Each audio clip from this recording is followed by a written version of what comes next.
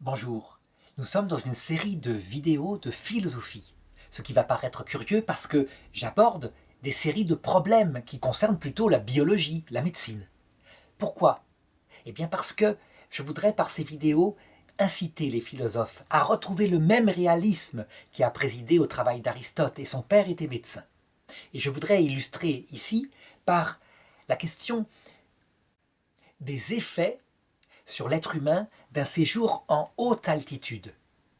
Donc qu'est-ce qui se passe quand on fait de l'alpinisme et qu'on monte à très haute altitude? Eh bien d'abord, il y a une cause extérieure. Le taux d'oxygène diminue. Or, on sait très bien que cet oxygène qui est apporté par la respiration, qui passe dans le sang à travers les poumons, eh bien cet oxygène est nécessaire au fonctionnement de nos cellules. Sans elle, il ne se produit pas la combustion du glucose. Et donc, quand on est en manque d'oxygène, on a beaucoup de mal à produire des efforts. Ce qui explique que, en fait, quand on monte l'Himalaya, quelquefois, on voit les alpinistes sur des plats, pratiquement plats. Et ils ont un mal fou à faire chaque pas. Pourquoi? Parce qu'il manque tout simplement d'oxygène. Évidemment, immédiatement, le corps va compenser. Et en faisant quoi? Eh bien, en accélérant la respiration. Parce qu'il espère qu'en respirant plus vite, on va aspirer davantage d'oxygène. Le problème, c'est que aussi on expulse davantage de gaz carbonique, ce qui peut provoquer dans le sang un changement de l'acidité. Le sang devient alcalin. Et c'est quelque chose qui n'est pas forcément bon. En effet, des tas de protéines très importantes qui sont dans le sang, eh bien, gardent leur forme, qui est très précise, en fonction de l'acidité du sang. Et si le sang devient trop acide ou trop alcalin, eh bien, elles changent de forme et elles ne produisent pas leur effet.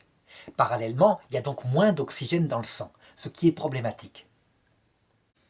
Deuxième réaction du corps, il se dit certainement qu'on manque de globules rouges dans cet organisme. Et donc, il va y avoir une commande qui part du sang, du rein, le rein étant une glande qui produit ce genre d'hormone, qui va produire une hormone bien connue qui s'appelle l'EPO, érythropoïétine. Pourquoi elle est bien connue? Parce qu'on sait qu'elle a servi au Tour de France pour le dopage. L'EPO est une hormone qui vient se diriger vers l'endroit où sont fabriqués les globules rouges, donc dans les os plats, dans les têtes des os, ce qu'on appelle les épiphyses, et va provoquer la production d'hémoglobine en quantité. Le sang, donc, est beaucoup plus riche en hémoglobine, mais des avantages, il est aussi beaucoup moins liquide, beaucoup plus visqueux. Donc attention, ça peut provoquer éventuellement des thromboses veineuses.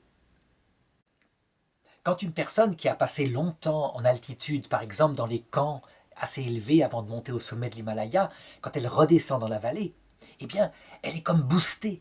Elle a tellement, je dirais, d'hémoglobine dans le sang que son corps est en forme parfaite. Elle est capable de faire une course à pied très rapide, etc. Si bien que certains sportifs de haut niveau, en préparation des Jeux Olympiques, se sont dit, puisqu'on ne peut pas se doper, eh bien, allons faire des séjours en montagne. Et ce n'est pas un tort, effectivement. Leur taux d'hémoglobine est plus fort, donc aussi leur taux d'oxygénation lors d'un grand effort.